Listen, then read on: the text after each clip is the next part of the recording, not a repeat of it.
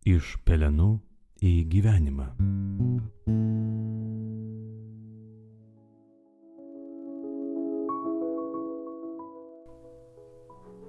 Viešpatie, padėk man išgirsti tavąjį žodį, pamilti jį, suprasti jį ir pagal jį gyventi. Iš Šventosios Evangelijos pagal Joną. Anu metu Jėzus nuėjo į Alyvų kalną. Auštant jis vėl pasirodė šventykloje. Visi žmonės rinkosi prie jo, o jis atsisėdęs juos mokė. Tuomet rašto aiškintojai ir fariziejai atvedė moterį sugautą svetimaujant. Pastatė ją viduryje ir kreipėsi į jį. Mokytojau, ši moteris buvo nutverta svetimaujant.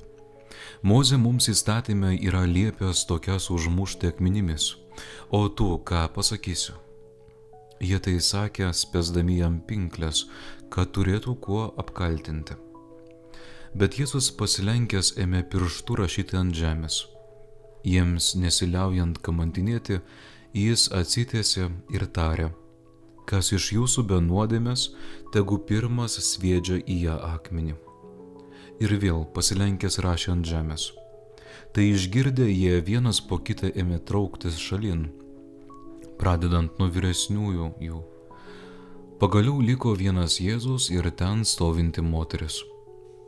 Atsitiesęs Jėzus paklausė: moterie, kur jie pasidėjo? Niekas tavęs nepasmerkė? Jie atsiliepė: niekas, Viešpatie. Jėzus jai tarė: ne, aš tavęs nepasmerksiu. Eik ir daugiau nebenusidėk. Tai Viešpaties žodis. Kas iš jūsų be nuodėmės, tegul pirmas sviedžia į ją akmenį. Ir vėl pasilenkęs rašė ant žemės. Tai išgirdę jie vienas po kito ėmė trauktis šalin, pradedant nuo vyresniųjų.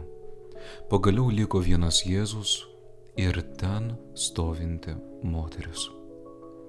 Kai visi pasitraukė, liko tik Jėzus ir nusidėjusi moteris.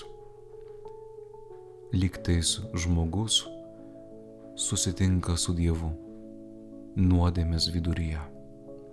Dievo gailestingumas pasireiškia būtent ten, kur žmogus labiausiai iš visų nuskurdęs.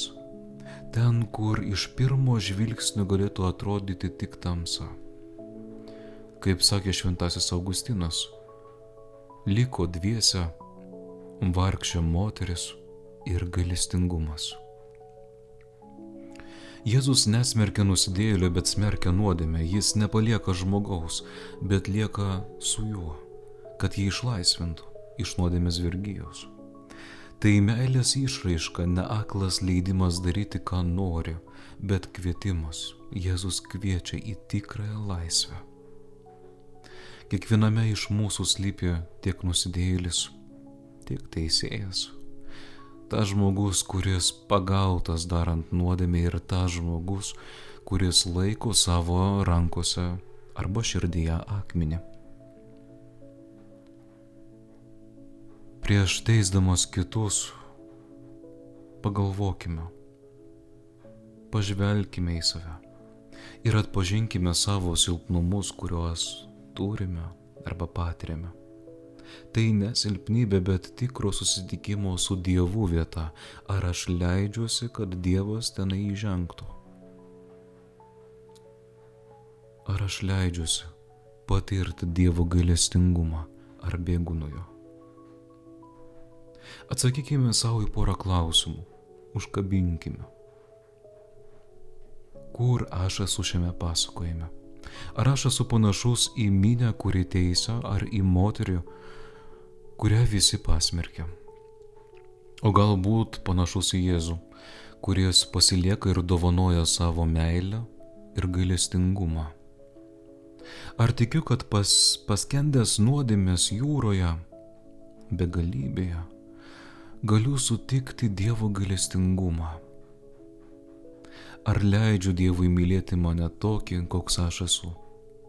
Silpną, nuvargusi, su nuodėmėmis, bet ir su viltimi pamatyti Jėzų, išgirsti jo balsą ir trokšti jo prisilietimo.